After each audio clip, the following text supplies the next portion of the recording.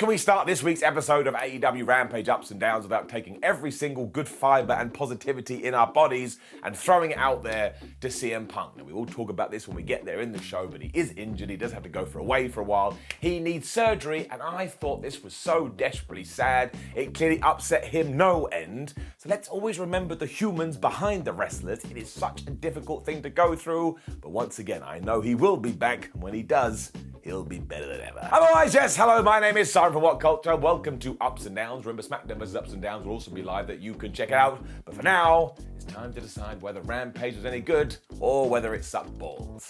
I've said that a few times, and I regret it constantly. So what the hell is wrong with me?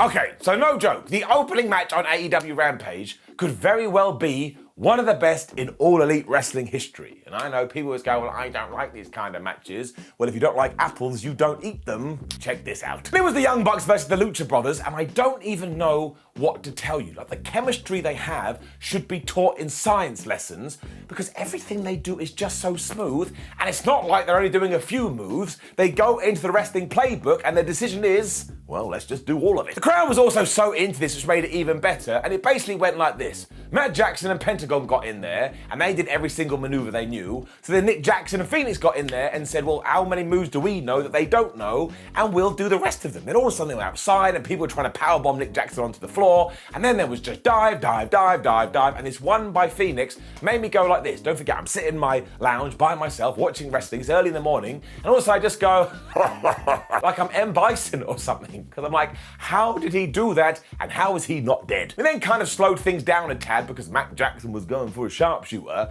and Pentagon was going for an abdominal stretch, but I think he then just got bored because he went, nah, what are we doing this crap for? And he did a Hurricane Rana to the outside. There was then tilt-a-whirl backbreakers, cutters, splashes, a double Northern Light suplex, and this was going so fast that if every time you saw a move you had to say the word now, it would be like now, and you sound like a robot that's malfunctioning. We saw the Hardy Boys and the Jurassic Express watching in, so there's a little bit of a tease, and I cannot recount to you what happened afterwards. Like, it is literally impossible. If somebody came in right now and said, listen to me, Simon, you have to clown Mount Everest or somehow portray to people how crazy this match was, I'd get my hiking stick and I'd go up that mountain, and I'm definitely gonna die. Because who climbs Mount Everest with a hiking stick? But just imagine anything your brain can conjure up. An old woman came to the ring and made them all tea. It probably happened here because, again, they did everything. We do have to mention when Phoenix did this splash off Penta's shoulders, as Penta was also on the ropes, because I think my brain stopped working, and we also had this Fire Thunder Driver and this Canadian Destroyer. All of it ended in these near falls. I was like, my poor heart, it can't take it. The Bucks then hit the Melter Driver, but the Lucha Brothers kicked out at 2, and that sent everybody crazy, especially Matt and Nick Jackson, because they were like, right, we're done with this. And they went back to their old plan, because they went up to Pentagon, and they ripped off his mask. That created such panic they were able to hit the Super Kick Party and the BTE trigger onto Phoenix, and they got the 1, 2, 3, but honestly, nobody lost here. It was too entertaining, it was too fun, and I don't know how they do it. I'm going to say that for the rest of my life because it doesn't make any sense, and it also doesn't just get an up, he gets a golden up. Somebody then remembered, wait a minute, Ricky Starks and Powerhouse Hobbs are awesome, so we should have them do something awesome on this show. So they came out, and not only did they beat these two guys up in around about 20 seconds, these two people didn't even get a name check. And when Hobbs and Starks won, we were actually watching an inset promo that they had done earlier in the day. So this was really quick, but I felt like it sent a message, don't take your eyes off this tool, and I won't, because they're brilliant. Up. And then Athena was making her in-ring AEW debut. She was taking on 1/3 of the baddies because it was Kiera Hogan.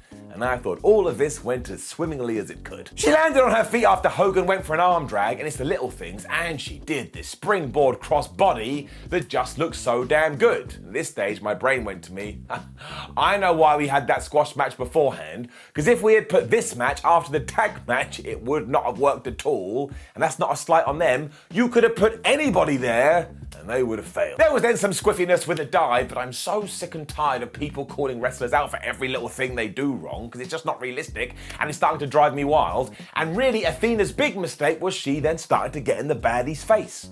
You don't do that, they're a group now, they're gonna kick your ass. This kept happening especially with Red Velvet, who was just going distraction, cast distraction, cast distraction, so she had definitely leveled up her MVP, and at one point she was even able to knock Athena off the top rope. However, this did not work, because eventually she hit the Eclipse, or whatever calling it now, we got the 1, 2, 3, and then she stared at Jade Cargill, who was just sitting off in the corner looking like the biggest star you've ever seen, but Jade looked a little bit worried. So we are building this like Jenga. I want to see that match. I think it's going to be pretty damn good. Giving it up. We then have this quick House of Black promo where Julia Hart said, well, shouldn't you be having the time of your life because this is what you've wanted? I am now with this group. And we did say that. We do have it. This was very intriguing and very interesting. So I'm going to do this with my face and see where it goes. Honestly, these four, they just flipping great. And then, yes, things got sad.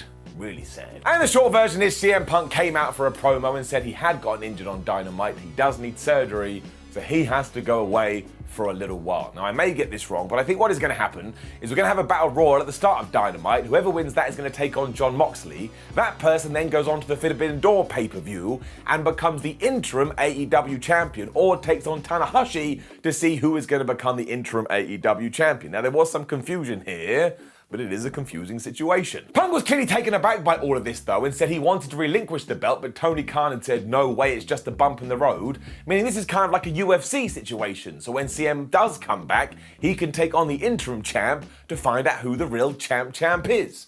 And given recent surroundings and recent happenings, put your hand up if you think that person may just be MJF. So all I want to do is send out the best wishes to Punk, and there's no ups and there's no downs, because some things are more important than wrestling, and some things are more important than that kind of goofiness. I just want him to get better, because I never want to see anybody this heartbroken. So I'm going to keep everything crossed, but as I said earlier, I know when he does come back, he's going to be better than ever. So best wishes to Mr. Punk. And of course, this did kind of hurt what came next, even though it was the main event for the TNT title, Scorpio Sky versus Dante Martin, because they did have a really good match and they were flying all over the place. But deep down in your tum-tum, you just kept thinking to yourself, damn it, CM Punk. But they did smash it, and Dante Martin is still really talented, especially because his moveset here was basically, well, I'm going to become best friends with the ropes, and every single thing I do, well, I'm going to make love to them. Ethan Page and Dan Lambert kept trying to get involved as well, so at one point Matt Sydal, who had come out with Dante, was like, no, and he hit a Meteora off the apron. But look, basically what happened is Dante eventually got caught in the TKO, Scorpio Sky beat him, 1, 2, 3, and now we gotta move on to something else. I suppose you could say that was one problem with this match. Nobody actually believed Dante Martin was going to win, and eventually he does need a big one, but I am going to give it up. But as you can tell, the sadness resonated through all of this, and that's not their fault. It would have happened to anyone. Which did bring us to the end of Rampage, and I am going to give it an up, but that seems kind of arbitrary, right? Because we had somebody come out and say they have to go away for a while. Let's just leave it there and move on, and remember, like I've said once and I'll say twice, some things are just more important. Now please do leave a comment below and let us know what you thought about last night's episode of AEW Rampage. Like the video, share the video, and subscribe. Head over to WhatCulture.com where you can read yourself some articles. Ups and downs of SmackDown, as I say, is already live, so make sure you check it out. And come follow us on social media. It makes us feel good. My name is Simon WhatCulture. Thank you for joining me as always. I'll see you soon.